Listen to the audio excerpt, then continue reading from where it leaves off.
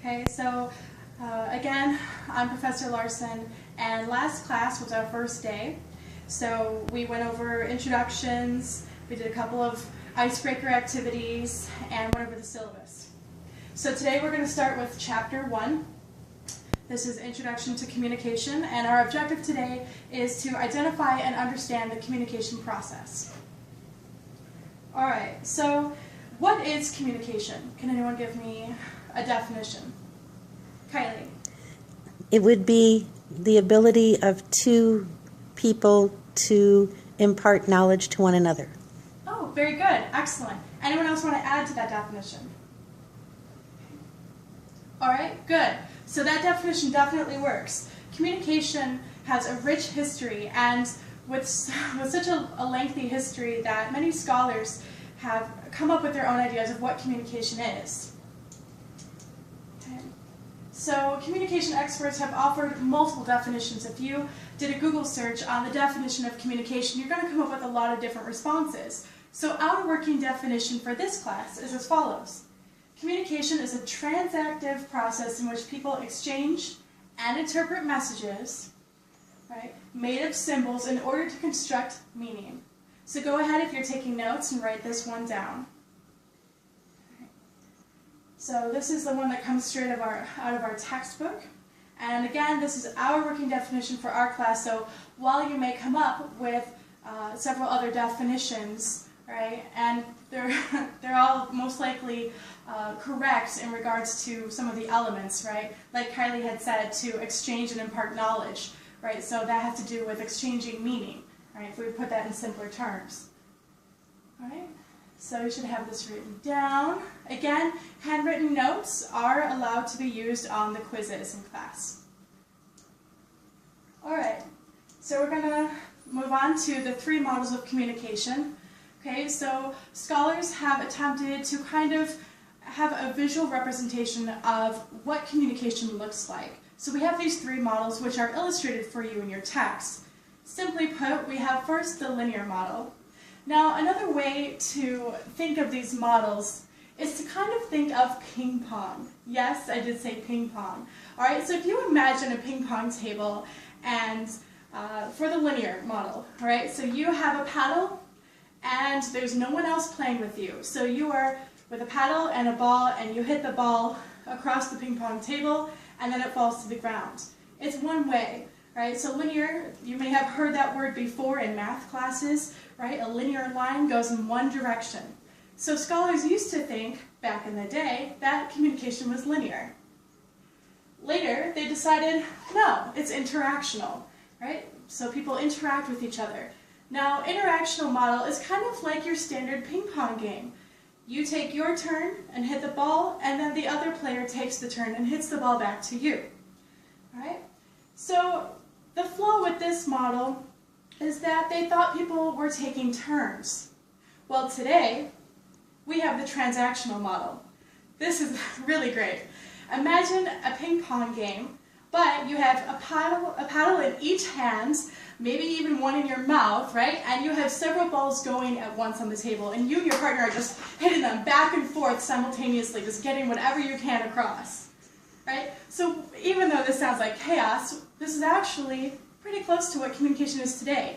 We are continuously, simultaneously sending and receiving messages. So while it may seem that I am just talking to you and you are receiving my message, you in turn are sending messages to me. Okay? So it could be your posture, your eye messages. Some of you are maybe a little tired and yawning. That communicates something. Right? All right. So nice. Okay, so you have the kind of ping pong game to kind of relate those models of communication to. Right. So next we're going to look at the 6 components of the communication process. All right, so the components, what communication is made up of. So we have the communicators, the sender and the receiver, also known as the encoder and decoder. The encoder puts their thoughts and feelings into words, and they send them to the receiver, in which the receiver then decodes that message to understand. So from the communicators we have, of course, the message, right? The meaning that you're trying to relay. Next we have feedback. This is any response given to a message. It can be verbal or nonverbal. Next we have channel.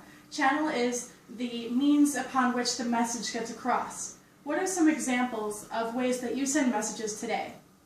Kylie? Via text. Excellent. Text messaging. All right. Anything else? What are we doing right now? Kylie? I'm listening. You're lecturing. Good. You can see me and I can see you, right? Yes. Excellent. So it's face-to-face communication. Yes. How else can you send messages? You can leave a voicemail. All right. Excellent. Phone call. All right. So we have texting, face-to-face, telephone, email, smoke signal, Morse code. Snail mail. Snail mail, very good. All right, excellent. All of these are examples of ways that you can send messages, right? And there's tons more. Excellent. Next we have interference. All right, interference can be internal or external. Right now I'm making some external noise with my notes, right? So this interference can impede the message and the overall effectiveness of the message being understood. Now also, noise or interference can be internal. And what this suggests is that if you are having some kind of psychological, I don't want to say stuff, but psychological things going on in your mind. For example, if you had a conversation with your significant other before you came to class, and let's say it was not a good conversation and you're ruminating over it, right? While you're in class, if you keep ruminating over that conversation, it'll be difficult for you to listen, right? Also, internal noise, not just your mind but your body. So if you haven't yet eaten today, right, you may be so hungry or so fatigued that it's really hard to focus and be attentive, right? So internal or external noise or interference. And then lastly, we have the situation or context. This is simply put, this is the time, place, basically just the overall setting in which the communication takes place. So right now, in a classroom, right, in a school, or it could be in a living room at a house, the time of day, the lighting in the room, all of these things can inhibit or contribute to the overall message effectiveness. All right. So moving on, are there any questions at this point? Makes sense? Sound good? All right, excellent, good. So I have here, because I love visual representations, I have here a bridge. And what I kind of noticed one day when I was walking is that how much a bridge kind of represents the 6 components of the communication process. Right? If you imagine the communicators on either side, we have the bridge, which is the channel upon which the message gets across. Okay? Kind of cool, huh? All right? So the context, of course, is the environment, outdoors. Any kind of interference could be the birds chirping, all right, the water rushing, noise of cars rushing by if it was close enough to cars or traffic. Okay? So you kind of have this visual representation of the 6 components of the communication process. Okay? So things to keep in mind. All right, so the last thing we're going to cover today is some principles of communication. First, we have communication is transactional. What this suggests is that, much like when you go shopping at a store and you make a transaction, you get something and you give something.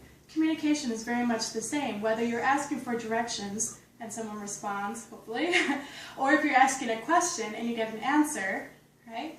So we exchange, we make a transaction. Next, we have communication is interdependent. And what this suggests is that the 6 components of the communication process must work together. They rely upon each other in order to work effectively. Imagine if you sent a message via text, but the text failed and it did not go through, well then the message will not have been received, even though you sent it, right? So we have communication fail, simply put. So they rely upon each other to work the most effectively. Next we have communication is symbolic. And what this suggests, if you think about language in its most basic form, right? Language is made up of words, letters, right? And we arrange these letters and words into sentences and words, right? And we use these words and sentences to form messages to convey meaning. It's all about exchanging meaning, right? And sharing information and meaning.